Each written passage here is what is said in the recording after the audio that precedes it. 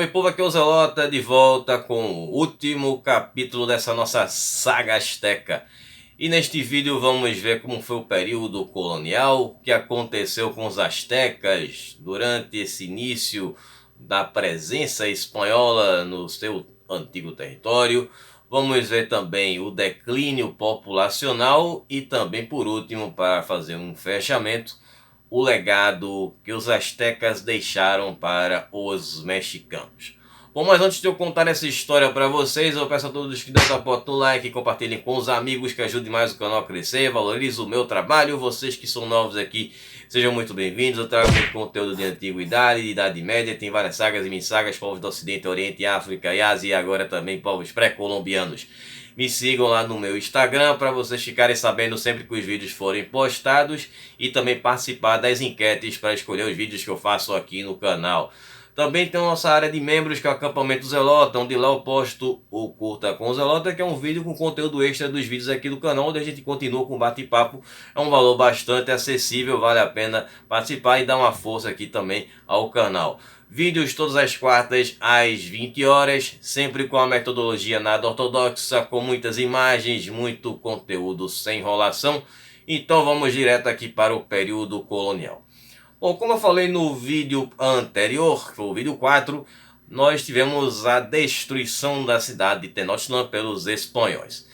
E aí o que aconteceu foi que os espanhóis eles vão construir a cidade do México sobre as ruínas de Tenochtitlan.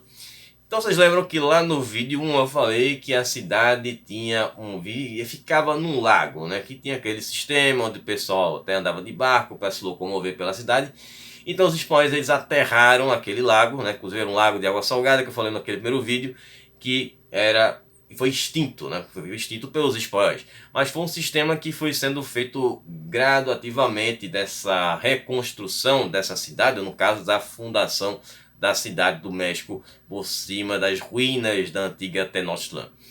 Bom, aí o que aconteceu com os astecas? Bom, os guerreiros astecas eles foram recrutados como tropa auxiliar dos espanhóis, que junto dos tlacaltecas, que foi um povo que se aliou aos espanhóis para derrubar os astecas, saíram em uma campanha expansionista pela Mesoamérica e foram do norte ao sul do território, fazendo as suas conquistas. Bom, e com essas conquistas aí, acabou sendo um fator de certo ponto positivo para os astecas, porque a sua cultura e a língua náhuatl acabou se expandindo para locais antes não explorados pelos próprios astecas, quando eles dominavam o território.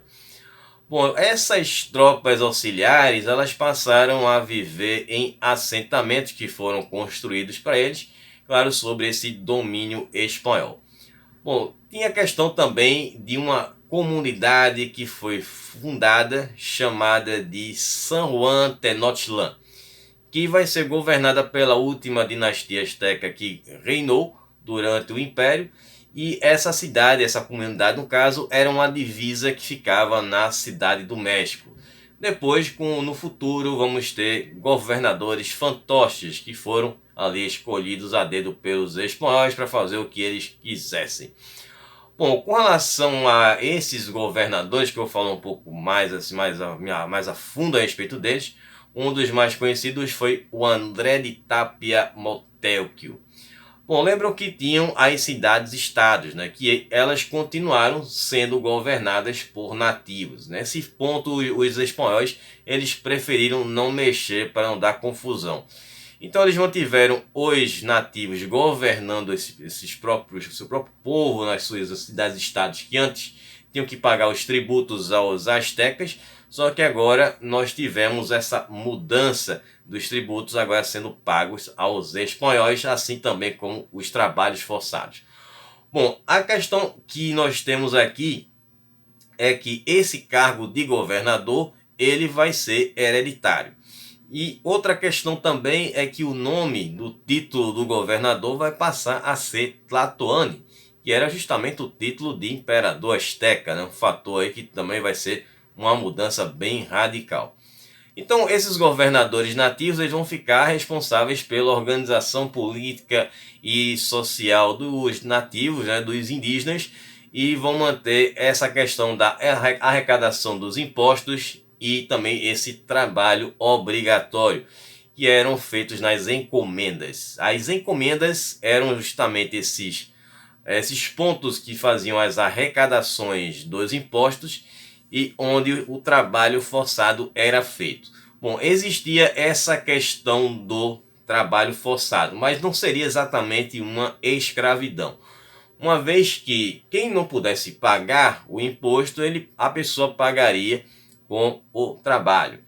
Então, como não era uma questão de escravidão, essa pessoa não passaria a vida inteira trabalhando, fazendo trabalhos forçados, também como consequentemente os seus descendentes seriam escravos. Não, por isso não era uma escravidão.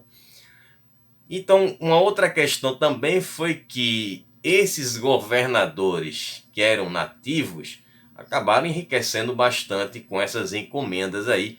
Então foi bem favorável para eles no início dessa era colonial. Bom, agora com relação ao declínio populacional, que foi grande, vamos ver alguns números aqui, muitos chutes, muitas suposições e muitos debates. Bom, como vocês já sabem, a população nativa dos astecas, quando recebeu os espanhóis, também recebeu uma carga de vírus totalmente desconhecidos que vieram lá da Europa. Então eles não tinham imunidade ali para esses vírus, né, que levou uma grande parte da população asteca a perder a vida. Assim como também os espanhóis sofreram também com algumas doenças tropicais, das quais eles também não tinham imunidade, nunca tiveram contato com esse tipo de doença. Bom, entre o ano de 1520 e 1521, enquanto Tenochtitlan ainda estava de pé e os astecas lutando para se defender dos espanhóis, houve um grande surto de varíola, o que foi responsável por varrer uma boa parte da população da cidade, o que facilitou a conquista dos espanhóis, diminuindo os números lá dos astecas. Outras grandes epidemias de grande proporção aconteceram entre os anos de 1545 e 1576, e dizimou aí boa parte da população asteca. Bom, a questão é que não se sabe exatamente qual era o tamanho da população asteca antes da chegada dos espanhóis. Então também não existe esse consenso, né? Vamos ter vários estudos que foram feitos aí durante o século XX com suposições. Como o que aconteceu em 1942, onde chegou-se ao número de 200 mil pessoas que viviam, mas esse número foi um chute. Estavam trabalhando naquelas hipóteses, lembra daquela história lá que eu já falei por 2 vezes aqui nessa saga, do grande sacrifício de mais de 80 mil pessoas. Então, se mais de 80 mil pessoas foram sacrificadas, então vamos imaginar que existia muito mais do que isso, vamos trabalhar com milhões. Mas a princípio trabalhou-se com esse número de 200 mil pessoas. Então em 1963 foi feito um novo estudo com base na lista dos tributos que eram arrecadados pelos astecas antes da chegada dos espanhóis. E aí o número aumentou e muito, passou para entre 18 milhões e 30 milhões de pessoas que viviam no território asteca antes da chegada dos espanhóis. E essa teoria, esse número foi bastante contestado, que acharam que era um número muito elevado. Então o arqueólogo William Sanders, ele se baseou em estudos que ele fez em habitações que estavam lá no Vale do México, e ele chegou ao número de 1 milhão e 200 mil pessoas. Ele também fez uma simulação em computador e chegou ao número de 1,5 milhão de pessoas que viviam por lá. Já com relação à densidade demográfica, com a quantidade de pessoas que perderam a vida devido às epidemias, em especial a varíola, né? Foram vários vírus que chegaram, mas o mais conhecido, que é certo, foi a varíola. Foi que no século XVI, quando teve essa chegada dos espanhóis, houve uma queda da população nativa entre 50% e 90%. Também não sabe ao certo quanto foi. Bom, tudo é dentro das suposições. Bom, agora com relação à mudança política e social. Bom, como eu já mencionei antes, os espanhóis resolveram não mexer muito no sistema que os astecas faziam para não causar talvez rebeliões, ter mudanças. Vamos ter algumas mudanças, mas não serão tão grandes assim como era no sistema asteca nesse período colonial. Bom, com a queda do império, as elites ainda mantiveram o seu status social nessa era colonial aí. Bom, um exemplo foram os descendentes do Moctezuma II, né? Os seus herdeiros, eles mantiveram uma classe social elevada, inclusive o filho dele, Pedro Moctezuma, ele teve um descendente que chegou a se casar com uma nobre espanhola. Então, a partir daí, numa nova geração, né, dos descendentes de Moctezuma, recebeu o título de Conde de Moctezuma. Então, esse título foi mantido e de 1696 a 1701, o vice-rei do México, no caso a Nova Espanha, tinha o título de Conde de Moctezuma. E aí chegou no ano de 1766, esse título acabou se tornando importante na Espanha. E em 1865, durante o Segundo Império Mexicano, o título era ocupado por Antônio Maria Moctezuma Marcília de Teruel e Navarro, e foi o 14º Conde de Moctezuma y Duego. E ele foi elevado ao cargo de duque, sendo criado aí esse novo título de Duque de Moctezuma y Duego pela rainha Isabel II, lá da Espanha. E esse título depois foi restaurado em 1992 pelo rei da Espanha, Juan Carlos I. Bom, duas filhas de Moctezuma, que eram a Isabel Moctezuma e a irmã dela mais nova, a Leonor Moctezuma, receberam extensas encomendas perpétuas dadas de presente pelo Hernán Cortés, né, que dizem até que teve um caso aí com uma dessas duas. Bom, no caso, a Leonor, ela teve dois maridos espanhóis. Ela teve dois casamentos, o primeiro faleceu, depois teve o segundo, e quando ela faleceu, ela deixou essas encomendas que ela tinha para a sua filha e para o seu segundo marido. Bom, os diferentes povos náhuatles, eles, assim como outros povos mesoamericanos, eles mantiveram a sua política, estrutura social e política nessa Nova Espanha. E aí a organização social ela foi feita pelos espanhóis. Os espanhóis eles fizeram uma divisão. Eu falei que eles não mexeram muito na estrutura, mas pelo menos pelo lado dos astecas, dos antigos astecas. Bom, foi o seguinte, eles dividiram a população indígena, que foi considerada como república indígena, e foi separada da esfera hispânica. Então, tinha a República de Espanholes, né? E essa República de Espanholes, ela incluía os europeus, africanos e também os mestiços, né? Quem chegasse depois fazia parte dessa República Espanholes. Bom, os espanhóis, eles mantiveram as elites nativas, manteve essas elites nativas ainda dentro do sistema colonial, mantendo a distinção social que existia na era pré-colonial. Bom, e esses líderes eles iam fazer essa mediação entre o governo espanhol e os nativos, as suas comunidades, como falei, para evitar ali rebeliões e coisas do tipo.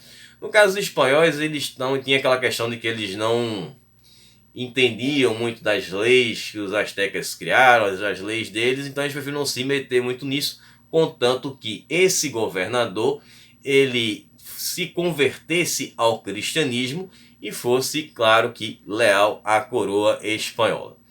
Então essas comunidades elas tinham uma certa autonomia, mas os espanhóis, claro, sempre ficavam de olho para evitar que acontecesse ali algum tipo de resistência, alguma rebelião.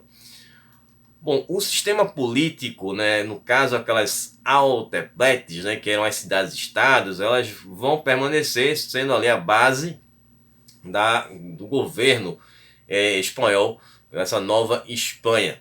O nome acabou sendo alterado para cabeceiras ou cidades-chefes. Mas nos registros náhuatl o nome continuou sendo chamado de Autepetl, né? Eram estados em náhuatl. Existiam também assentamentos periféricos que eram chamados de sorretos. Eles eram governados pelos cabeceiras. Os espanhóis criaram conselhos municipais ao estilo ibérico, que ficaram conhecidos como cabildos, que no início funcionou sendo comandado pela elite da época pré-conquista. Nesse período, além desse declínio populacional devido às epidemias que já falamos, também teve a chegada de outros povos, né? No caso europeus, africanos, e aí foram formados outros centros populacionais aí, e esses centros novos sofriam e muito com a política espanhola. Então, de uma certa forma, os nativos eles mantiveram a sua autonomia, sendo eles fazendo as suas próprias leis, mas claro com os espanhóis de olho, mas já outros que chegaram depois, aí sim tinham as leis espanholas regendo esses novos povos que vieram viver na Nova Espanha. Já com relação à população nativa que vivia mais distante, em locais que tinham uma densidade demográfica menor, eles foram reassentados em novas comunidades que foram fundadas, justamente para deixá-los mais próximos e com isso facilitar o processo de evangelização, trabalho feito pelos jesuítas, e também explorar a mão de obra indígena. Bom, com relação ao legado asteca.